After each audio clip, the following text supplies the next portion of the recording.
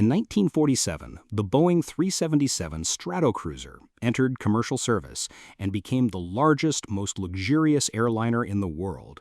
It had a spiral staircase, it had sleeping berths, it had a downstairs cocktail lounge. It flew long enough that passengers could eat a 7-course dinner, sleep in a full-length bed, and wake up in time for breakfast before landing. 11 years later, Pan Am World Airways flew the Boeing 707 from New York to Paris in 8 hours and 41 minutes, and the Stratocruiser became a relic. By 1961, Pan Am had retired every one of them.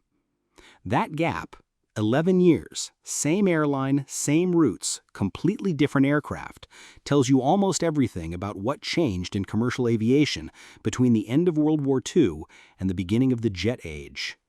But the thing nobody talks about, the thing that gets lost in the celebration of what the 707 brought, is what it cost. Not in dollars, in experience. The Boeing 377 Stratocruiser was derived from the C-97 Stratofreighter, which itself came from the B-29 Superfortress bomber.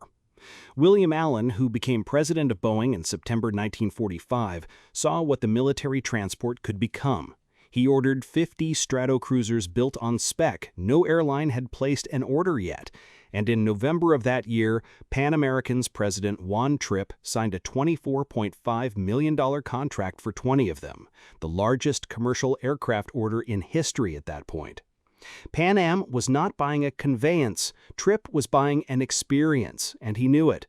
The first Stratocruiser flew on the 8th of July, 1947. The flight test program covered 250,000 miles before certification. Pan Am began scheduled service from San Francisco to Honolulu in April 1949. By the end of that year, Pan Am, BOAC, and American Overseas Airlines were flying the 377 across the Atlantic. Only 55 production aircraft were ever built, plus the prototype. Total production ended in May 1950, when the final example was delivered to BOAC. Boeing lost $7 million on the entire program. It did not matter to the passengers on board, because for those passengers, the Stratocruiser was not a product, it was a destination. Pan Am hired the industrial designer Walter Dorwin Teague to lay out the Stratocruiser's interiors. Teague used muted colors and clean horizontal lines throughout the cabin, deliberately chosen to match the horizon, so passengers looking out the window and then back inside would not be visually jarred. He thought about where eyes would move. He thought about the feeling of space. Nothing was accidental. The main cabin held up to 100 passengers in a day configuration or 28 passengers in sleeping berths for overnight flights. Below the main deck, reached by a spiral staircase, sat a lounge that accommodated 14 people. Pan Am's version of that lounge became known informally as the Stratocruiser, a cocktail bar with circular porthole windows where passengers could look down at the ocean or the clouds while stewardesses brought drinks.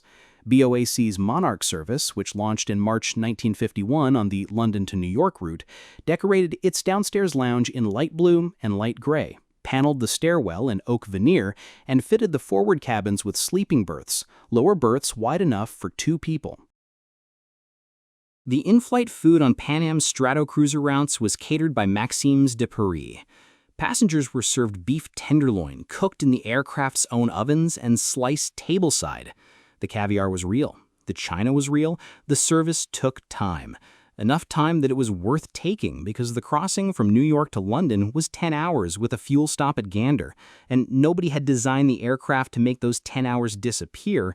They had designed it to make those 10 hours worthwhile. Former Pan Am flight attendant Bronwyn Roberts, who flew the 377 in the late 1950s, described it simply: "I was so spoiled by flying these early years where the service was just so incredible."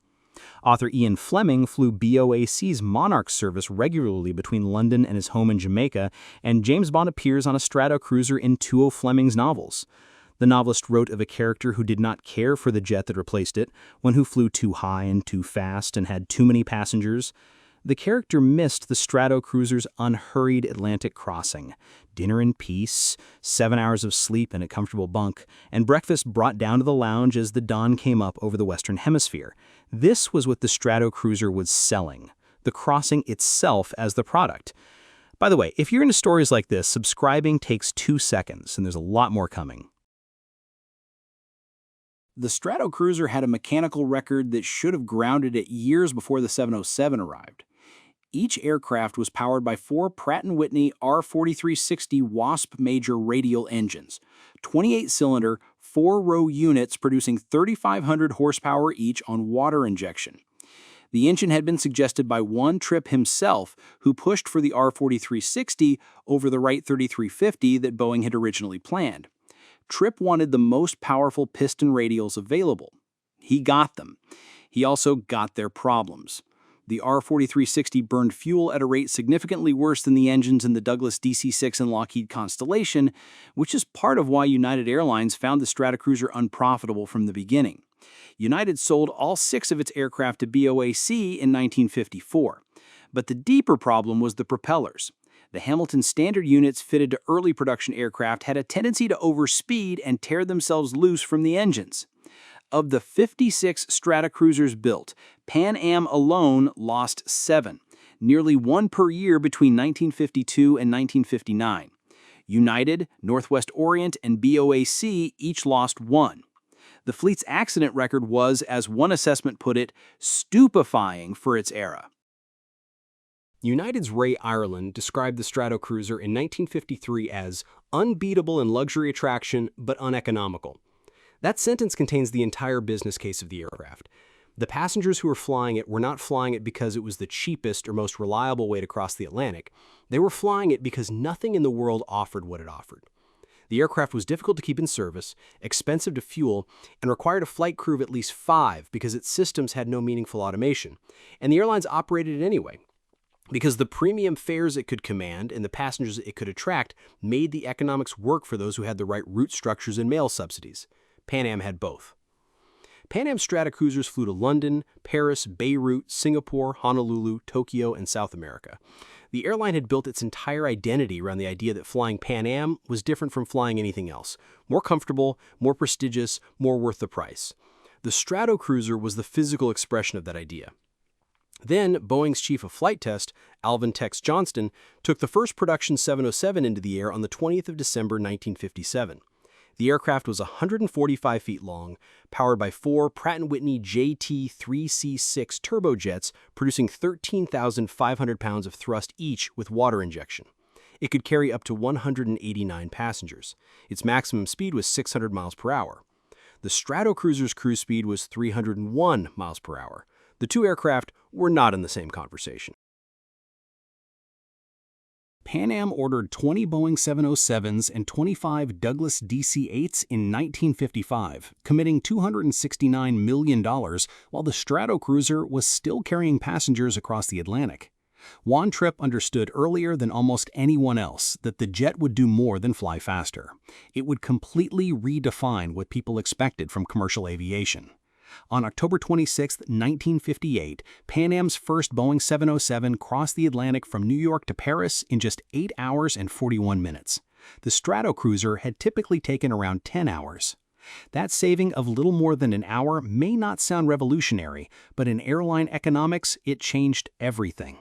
The 707 could fly more sectors each day, carry more passengers, burn less fuel per seat, and required far less maintenance than the Stratocruiser's 4 complex Pratt & Whitney R4360 piston engines. The transition was remarkably fast.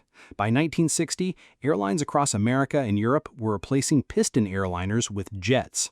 BOAC retired its final Stratocruiser in 1959, Northwest followed in 1960, and Pan Am withdrew its last aircraft in 1961. Boeing would go on to build 1,010 examples of the 707, while only 56 Stratocruisers were ever produced. Yet the 2 aircraft represented completely different philosophies. The Stratocruiser had been designed around the experience of crossing an ocean. It featured a lower-deck lounge, a spiral staircase, spacious seating, and even sleeping berths on some flights. The 707 removed nearly all of those features. Its wider cabin accommodated more passengers and a practical 6-abreast layout because efficiency, not luxury, had become the industry's new priority. That shift reflected a changing market. As fares became more affordable, air travel expanded beyond wealthy travelers to business passengers and the growing middle class. For this new generation of passengers, the destination mattered more than the journey itself. The 707 made intercontinental travel faster, cheaper, and accessible to millions who had never imagined flying across an ocean. But the Stratocruiser's central idea never disappeared. Today's lie-flat beds, enclosed first-class suites, onboard lounges, and premium cabins all attempt to answer the same question Boeing first asked in 1949. What should a passenger experience during a long flight? The Stratocruiser ultimately disappeared because its economics could not compete with the jet age. Its operating costs were too high, its engines demanded constant maintenance, and its reliability lagged behind newer aircraft. But its legacy lived on. It remains the only commercial airliner designed around the belief that the journey itself was worth remembering, a philosophy airlines are still trying to recreate in their most luxurious cabins today. If this story was worth your time, hit like and subscribe, and drop what you think in the comments.